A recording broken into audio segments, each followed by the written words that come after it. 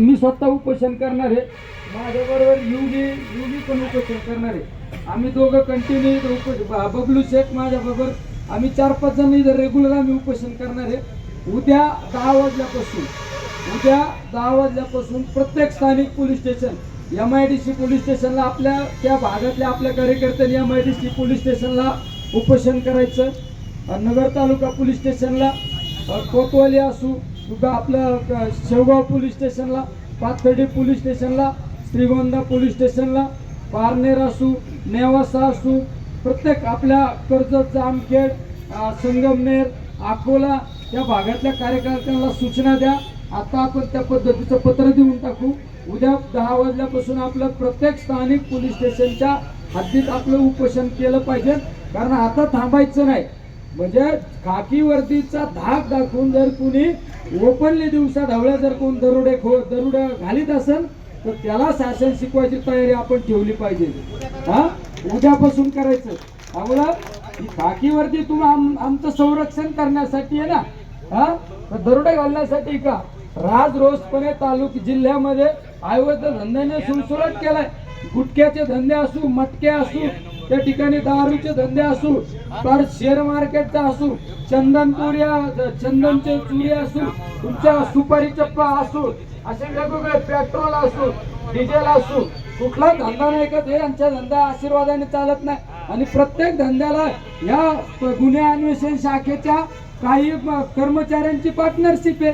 ही कोणाच्या अधिकारातून चालती? नगर शहरामध्ये असे काही जुगार अड्डे, त्या जुगार अड्ड्यावर LCBच्या काही कर्मचाऱ्यांची पार्टनरशिप आहे. अवळा आपल्याला आता हे थांबायचं नाही. आपल्याला रिझल्ट मिळाला पाहिजे सगळ्यात महत्वाचं. आणि जिल्ह्यातले अवैध धंदे बंद झाले पाहिजे, तरच आपली आया बहिणी सुखी राहतील. हे आपल्याला हा ठोस भूमिका आपल्याला घ्यायची. वाळू तस्करी, दिवसा ढवळ्या वाळू तस्करी चालती. राहत्यामध्ये आमचा तरुण कार्यकर्ता एक त्या ठिकाणी ॲक्सिडेंटमध्ये गेला.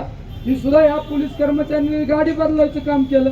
आमची गायकवाड नावाची पोरगी, तिच्या नवऱ्याला मारहाण करून 2.5-3 लाख रुपयाचं सोनं करून घेतलं. आमच्या अनेक सोनं इथे या ठिकाणी उपस्थित आहे. आमचा शेवगावच्या एक चांगल्या कुटुंबातला लोहार आहे ना, मोदक म्हणून एका व्यावसायिकाला मारहाण केली. 7.5 लाख रुपये त्याच्याकडून काढून घेतले. ही कोणची पद्धत? त्यामुळे आपल्याला आता या आंदोलनाची दिशा आपल्याला शांततेच्या मार्गाने करायची. आपण ज्यावेळेस उपोषण करतो त्यावेळेस आपल्याला रस्ता रोको करायचं नाही. कारण यांना हे वाट पाहून आपण रस्ता रोको कधी